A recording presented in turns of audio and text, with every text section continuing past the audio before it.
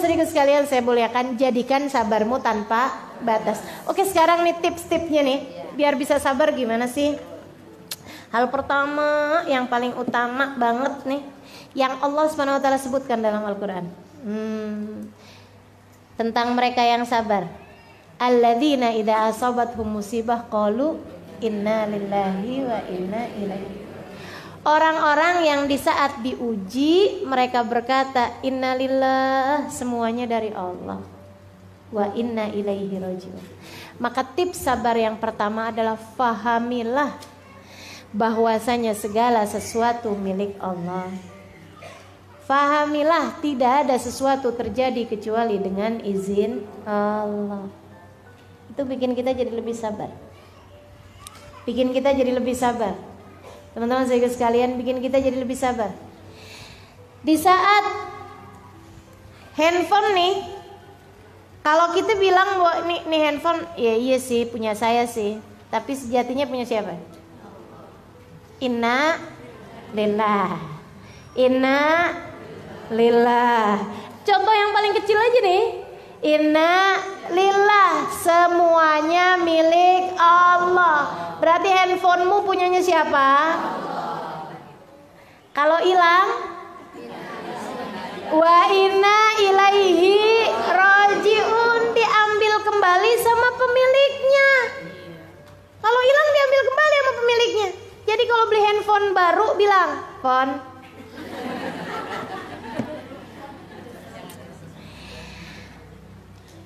aku adalah milik Allah dan engkau pun milik Allah. Akan ada waktu kebersamaan kita sampai pada waktu batas yang ditentukan oleh Allah." Kan gitu ya? Aku menjadi milikmu dan kamu menjadi milikku. Tapi pada batas waktu yang ditetapkan oleh Allah. Semoga kita dapat bersama-sama dalam kebaikan. Handphone maksudnya. Sampai waktunya nanti, gitu kan? Pas waktu handphonenya hilang, ya sudah habis batas kebersamaan kita. Gitu. Goodbye. Ucapkan selamat tinggal bagi handphonemu. Kan begitu ya? Innalillah, semuanya punyanya Allah kan? Wa inna ilaihi rajiun. Dari handphone sampai suami, teman-teman saudaraku sekalian. Dari handphone sampai suami. Suamimu punyamu? Bukan, dia adalah miliknya Allah. Emang sih kalau kecil mah gampang kita ngelepasnya. Begitu ya? Enggak juga saja, handphone juga berat. Iya sih. Tapi teman-teman sekalian, kalau kayak udah suami, anak, orang tua, kan rasanya ya Allah. Tapi ya itu tadi, inna lillahi wa inna ilaihi rajiun. Nah, terhadap hal-hal kecil ataupun hal-hal besar yang datang dalam kehidupan kita, pahami itu. Inna lillahi wa inna ilaihi rajiun. Sehingga bahkan ketika anakmu meninggal dunia, ya Allah, dia milikmu dan kembali padamu. Ummu Sulaim bisa melakukannya. Dah saya nggak usah ulang lagi ceritanya. Ya, kan luar biasa tuh. Sampai suaminya datang, dia sendiri yang ngabarin. Cara ngabarinnya gitu, kalau ada tetangga minjemin sama kita barang, katanya gitu. Barangnya diambil lagi. Kita berhak marah apa enggak? Nggak boleh, kata Abu Tolha. Balikin. Harus balikin, lega hati. Habis itu bilang, Abu Tolha, anak kita kan titipan Allah. Maksud kamu gimana? Anak kita udah meninggal dunia, dia sudah diambil kembali oleh pemiliknya. Ya Allah, Abu Tolha marah. Karena memang tingkat kesabaran orang kan beda-beda. Nah, ini tingkat kesabarannya Sulaim udah sampai di tingkatan seperti itu. Bisa melihat anak sebagai miliknya Allah. Teman-teman saudaraku sekalian saya muliakan, minta kesabaran pada Allah. Dan jangan mikir kayak begini nih. Katanya ustazah ya, kita tuh nggak boleh doa minta sabar karena pasti bakalan diuji. Ya, teman-teman saudaraku sekalian, ujian tuh udah ada takarannya, tenang aja. Udah ada takarannya masing-masing. Justru kamu harus memiliki senjatanya, yaitu sabar tadi itu. Kalau kita pahami segala sesuatu milik Allah, seapa-apanya nggak bakalan sampai depresi. Menurutmu yang depresi-depresi ketika ditinggal oleh anaknya sampai kemana-mana dia bawa guling. anakku padahal guling karena anaknya udah meninggal dunia, pikirannya nggak kuat nih buat nerimanya. Teman-teman sekalian yang nggak bisa menerima kenyataan kemudian jadi gila, menurutmu kenapa? Kalau bukan karena disebabkan tidak adanya kesabaran atau kurangnya kesabaran yang mereka punya. Jadi pilihannya mau an sabar mau an gila. Mau an sabar mau an gila. Sabar. Nah kalau kemudian kita mau sabar, fahamilah tidak ada yang kamu miliki sejatinya. Semuanya adalah miliknya Allah. Semuanya adalah miliknya Allah Subhanahu wa ta'ala. Maka ucapkan itu kepada suamimu, tapi saat dia lagi tidur aja. Gitu ya. Kalau dia lagi melek, bang kamu adalah miliknya Allah bang, saat aku kehilanganmu bang, jangan gitulah. Jangan gitu ya. Oh berarti kamu udah siap kehilangan saya. Baiklah. Anak-anakmu miliknya Allah Subhanahu wa ta'ala. Teman-teman saudaraku sekalian, apapun, rumahmu miliknya Allah, hartamu miliknya Allah. Gak ada yang milikmu sejatinya, gak ada. Harta yang sungguh-sungguh menjadi milikmu adalah yang kau makan menjadi kotoran, yang kau pakai menjadi usang, dan yang kau sedekahkan di jalan Allah. Itu yang tersisa pahalanya kelak di hari akhirat. Itu yang benar-benar milik kita sejatinya. Maka perbanyak yang menjadi milikmu.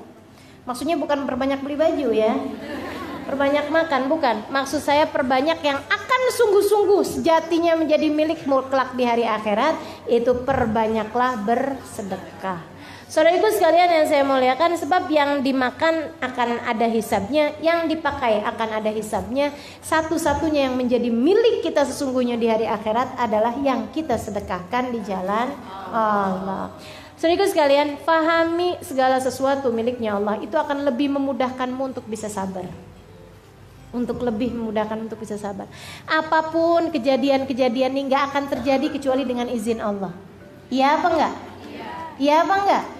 Teman-teman saudaraku sekalian, nih anakmu lagi jalan, kemudian ini agak berat banget nih ya. Ada seorang teman cerita sama saya, sampai sempat agak-agak goyah, dan saya memaklumi dalam artian kita sebagai seorang hamba. Kenal saya orangnya. Saudaraku sekalian, dia lagi jalan, dia punya anak umur 3 tahun, 3 tahunan. Dia keluar rumah lupa kunci pintu. Dia nggak tahu kalau anaknya ngikutin dia. Nyebrang jalanan, rumahnya pas di pinggir jalanan besar, jalanan Pantura tuh. Dia lagi lewat kayak begitu, anaknya ngikutin. Dia sih waktu lewat kan nyebrang kanan kiri, liatin kanan kiri. Ada masih jauh kayaknya gitu kan. Dia keburu tuh nyebrang. Dia nyebrang, pas kemudian dia mendengar suara teriakan, dia menoleh, anaknya tertabrak kontainer di belakangnya persis. Teman-teman saudaraku sekalian yang saya muliakan, hentakan-hentakan dalam kehidupan yang seperti itu. Seorang sahabat saya yang lain, sahabat deket saya sama dia, luar biasa kedekatan saya sama dia. Dia cerita tentang ujian dalam kehidupannya. Anaknya meninggal dunia karena kena air panas. Teman-teman saudaraku sekalian yang saya muliakan, di usia sekitar 4-5 tahunan. Tahun berikutnya, tepat setahun berikutnya, anaknya yang lain kena air panas juga di rumah tetangga. Meninggal dunia juga, dikuburin di tempat yang bersebelahan, masuk rumah sakitnya bisa di kamar yang sama, di rumah sakit yang sama, dengan dokter yang sama, di tahun yang sama, di bulan yang sama, di tanggal yang sama. Ujian dalam kehidupan teman-teman saudariku sekalian. Perlu iman, perlu pemahaman makna inna lillahi wa inna ilaihi rajiun. Kalau tidak kamu gila. Kalau tidak kamu depresi. Saudariku sekalian yang saya muliakan, siapa yang tahan terhadap ujian-ujian yang semacam itu? Kecuali orang-orang yang beriman. Kecuali orang-orang yang beriman. Sekali lagi, kecuali orang-orang yang beriman. Kecuali orang-orang yang sabar, yang faham makna inna lillahi wa inna ilaihi rajiun. Sampai di tahun-tahun begitu habis dapat ujian seperti itu, tiap tahun, setiap datang bulannya, dia pasti akan telepon saya, ustazah, datang tanggalnya ustazah, siapa lagi yang mau meninggal, sampai begitu. Saya bilang nggak ada yang akan diambil, udah cukup, nggak akan ada yang diambil. Kamu kembaliin kepada Allah, banyakin sedekah, banyakin doa sama Allah, nggak akan ada yang diambil. Sampai dia punya anak lagi kemudian, ya Allah Ustaz, tiap datang bulannya, apalagi pas waktu umurnya, ya Allah Ustazah, anak saya meninggal pas lagi umur segini. Saya bilang ada Allah. Nggak ada suatu terjadi kebetulan, nggak ada. So ikut sekalian, tahunan dia nggak bisa berurusan sama kompor, tahunan nggak bisa berurusan sama air panas. Kebayang traumanya seperti apa? Subhanallah. Saudaraku sekalian yang saya muliakan, emang dikirain orang kena air panas nggak melepuh-lepuh gitu badannya? Dan kebayang kayak apa rasanya kau melihat anakmu di usia 4 tahun lagi lucu-lucunya melepuh-lepuh badannya? Subhanallah. Ujian dalam kehidupan, saudariku sekalian yang saya muliakan, diperlukan kesabaran. Mau dinaikin derajat, mau kita lewati untuk membuatmu naik kelas. Itu yang namanya ujian dalam kehidupan. Jangan pernah bertanya, kenapa harus saya ya Allah? Sebab Allah bisa banget buat menjawab. Kenapa enggak, kata Allah. Kenapa enggak? Aku ingin menaikkanmu, aku ingin meninggikan derajatmu, dan biarkan aku melakukannya dengan caraku. Gak usah pengen ngatur-ngatur, aku Tuhan. Innama amruhu idza arada syai'an an yaqula lahu kun fayakun. Maka sabar.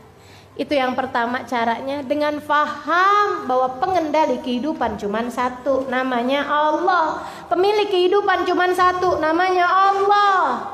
Maka kembalilah kepada Allah Subhanahu wa taala. Teman-teman saudaraku sekalian, pahami itu akan menjadikanmu menjadi lebih sabar. Itu satu tipsnya. Kemudian ini tips yang berat sekali nih ya. Latihan, butuh latihan. Berapa lama latihannya? Seumur hidup. Kan sabar gitu. Sabar tuh sekolahannya, gak ada sekolahannya, sekolahnya kehidupan. Batas waktunya sampai datang kematian. Saudara sekalian yang saya muliakan. Kemudian yang kedua, kita ingat. Saudara sekalian, badai pasti berlalu. Ujian itu juga udah ada takarannya. Ingetin kata Allah Subhanahu wa taala, "Wa man yatawakkal 'alallahi fahuwa hasbuh, innallaha balighu amri, qad ja'alallahu likulli syai'in qadra." Qad ja'alallahu likulli syai'in qadra. Ingetin itu. Qad ja'alallahu likulli syai'in qadra. Allah telah menjadikan segala sesuatu ada ukurannya. Allah sudah menjadikan segala sesuatu ada ukurannya. Teman-teman saudara sekalian, gak ada ceritanya cuaca setiap hari terus-terusan panas. Gak ada ceritanya hujan terus-terusan mengguyur Jakarta. Gak ada ceritanya. Gak ada ceritanya harinya seorang nelayan selalu di atas lautan badai terus-terusan. Gak ada ceritanya. Gak ada ceritanya orang hidup dari mulai hidup sampai meninggal dunia di usia 60 tahun, 50 tahun sakit terus-terusan. Gak ada ceritanya. Gak ada ceritanya. Pasti semuanya ada ukuran-ukurannya. Pasti semuanya ada waktu-waktunya. Hari ini hujan atau saat ini hujan, misalnya gitu ya. Pasti nanti akan ada waktunya reda. Hari ini lagi ada badai, pasti akan ada waktunya berhenti. Hari ini lagi sakit, pasti ada waktunya untuk sembuh, untuk sehat, ada waktunya sehat. Saudara sekalian yang saya muliakan, segala sesuatu ada ukuran-ukurannya masing-masing. Lagi gak enak gak apa-apa, bentaran aja kok, tungguin. Yang sabar. Masa-masa kelam dalam hidupmu, masa-masa pahit dalam hidupmu pasti akan ada waktunya berlalu. Jalanilah itu dengan sabar. Tungguin. Allah kan udah janji, inna ma'al usri wa inna ma'al usri. Sesungguhnya dalam kesulitan ada kemudahan. Dan dalam kesulitan yang tadi itu, yang satu itu tadi, yang pertama pakai alif lam soalnya, ada yusro, ada kemudahan yang lain. Jadi satu kesulitan berbanding dengan dua kemudahan. Kamu hanya perlu bertakwa. Sebab untuk orang yang bertakwa, untuk orang yang sabar menjalankan ketakwaannya nih. Takwa tuh apa sih? Jalanin perintah Allah, tinggalin dosa. Kan gitu takwa. Itu kan yang tadi saya sampaikan. Sabar itu untuk ngerjain taat harus sabar, untuk ninggalin dosa juga perlu sabar. Nah, orang yang bertakwa ini Allah udah janjiin, man yattaqillah yaj'al lahu makhraja wa yarzuqhu min haitsu la yahtasib. Untuk orang yang bertakwa, untuk setiap kesulitan pasti ada kemudahannya. Gitu kan ya? Dan untuk setiap Allah akan beri jalan keluar bagi setiap kesulitannya, dan akan diberi rizki dari arah yang tidak dia sangka-sangka. Gitu. Tetaplah dalam jalan yang baik. Tetaplah dalam jalan yang baik. Tuh yang gak sabar-sabar, suaminya lagi kepicut janda sebelah rumah. Kayaknya dia pakai nih. Ya udah, saya pakai juga. Itu namanya tidak sabar. Yang sabar, oh dia lagi kepengen begitu, tungguin aja, nggak apa-apa, biarin aja gitu, biarin, nggak apa-apa. Kalau ada hal yang kau mau kerjakan, bangunlah di waktu malam, angkatlah tanganmu. Ya Allah, mampukan suamiku menjalani ujian dalam kehidupannya dengan cara yang terbaik. Itu suaminya lagi diuji apa enggak? Lagi diuji, teman-teman saudaraku sekalian. Kuatin hatinya, angkat tanganmu, minta kepada Allah agar suamimu mampu melewati ujian dalam kehidupannya dengan cara yang paling indah. Begitu ya. Jadi jangan salah-salah buat keputusan. Ya Allah, sakit hati saya, balas ya Allah. Itu gak sabar namanya. Itu gak sabar. Menurutmu yang sedang diuji kamu doang dengan punya suami yang mohon maaf berselingkuh itu. Suamimu lagi diuji juga dengan rasanya gitu ya. Begitu pesonanya luar biasa. Kayaknya cakep banget gitu kan si cewek itu. Memang ya sakit, teman-teman sekalian. Ya, ujian kan memang sakit semuanya. Ujian itu adalah cara bagi pandai besi untuk merubah besi menjadi pedang. Tukang besinya Allah Subhanahu wa taala. Pandai besinya Allah Subhanahu wa taala. Besi-besinya kita nih lagi mau dirubah jadi pedang. Gimana caranya? Dipukul. Duh. Kemudian digosok. Abis gitu dibakar. Abis itu dipukul lagi. Abis itu digosok lagi. Dibakar lagi. Dipukul lagi. Itu kira-kira ada yang enak apa enggak? Dipukul enak apa enggak? Digosok enak apa enggak?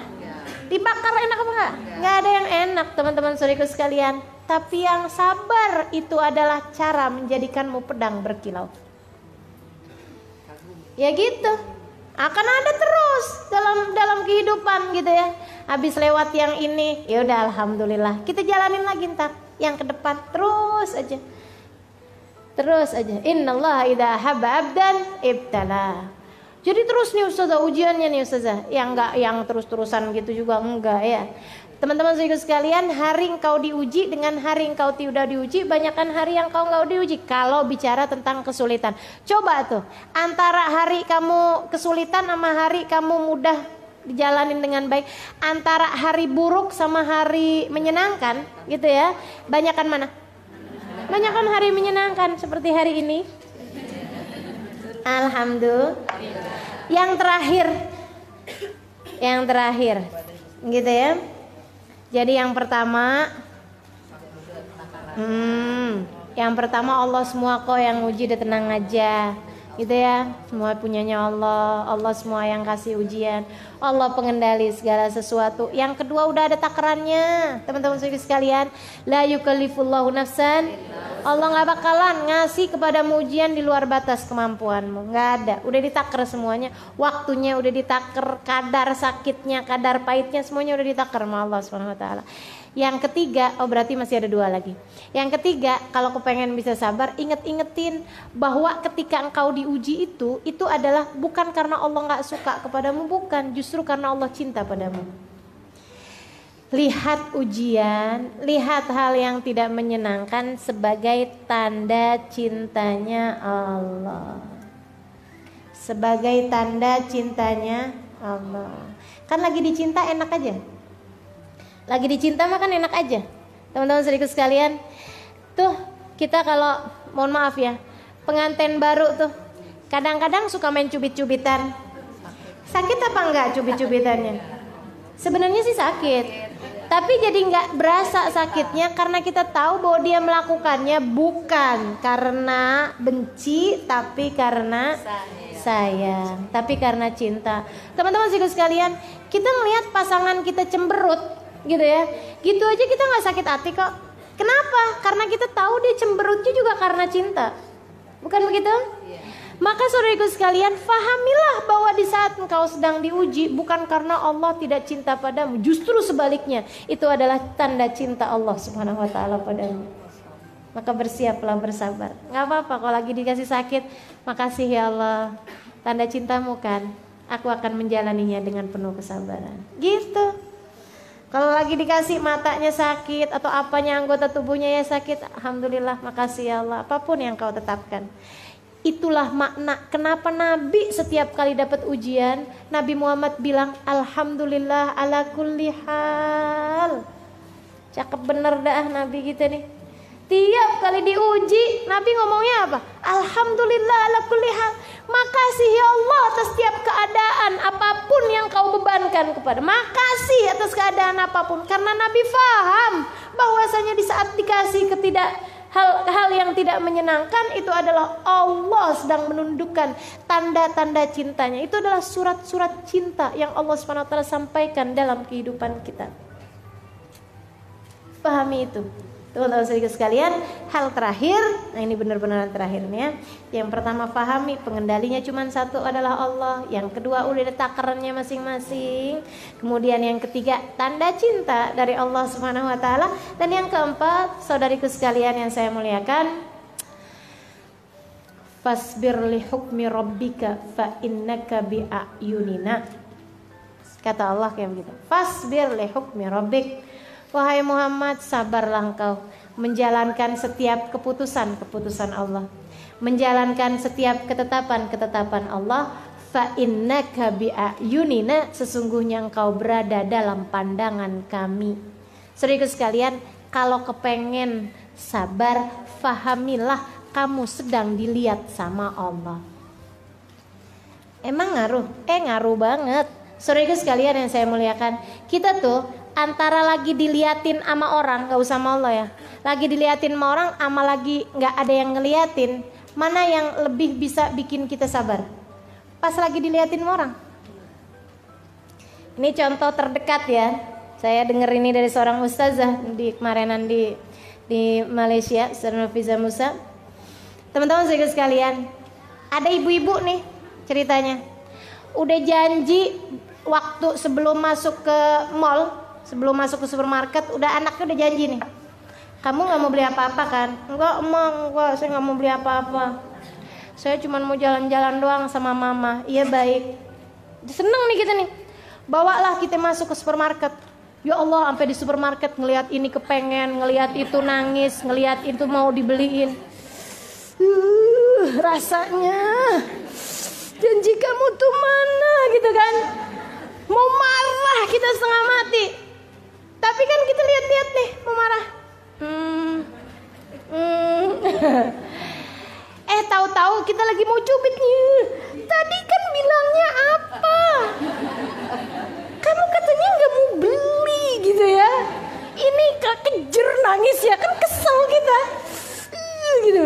Pas lagi mau ini, Ustazah Halimah masuk. Mbak, apa kabar? Ustazah. Jadi nggak mau nyubit, jadi nggak mau marah, jadi nggak mau gitu, jadi nggak itu ya, begitu ngeliat saya, gitu palingan kita usap-usap tuh anak kita, nggak jadi kita. Kenapa? Ada yang lihat, apalagi yang lihat ustazah, kan begitu. Kita nggak enak gitu kalau merasa dilihat. Teman-teman sekalian, Allah lagi bagi kepada kita tip kesabaran. Kamu kalau udah nggak tahan-tahan, kamu mesti sadar aja katanya Allah. Fa innaka bi'ayunina. Kamu sedang berada dalam pengawasan kami. Lagi dilihatin. Aku lagi lihat kata Allah. Aku lagi lihat kamu. Jadi kalau udah nggak sabar-sabar nih, rasanya kepengen begini, rasanya kepengen begitu. Ingetin, Allah lagi lihat. Allah lagi lihat. Allah lagi lihat. Allah lagi lihat, teman-teman saudaraku sekalian. Mudah-mudahan bikin kita jadi lebih sabar. Amin ya rabbal. Kita akan lebih memiliki pengendalian diri ketika kita merasa sedang dilihat orang. Bayangin kalau ada siaran televisi mau syuting kita, gitu ya, pakai kamera tersembunyi. Sehari bersama dirimu misalnya gitu ya. Sehari bersama ibu-ibu pengajian. Kemudian kamu yang terpilih. Hari ini kita akan liatin kamu terus-terusan ya, gitu.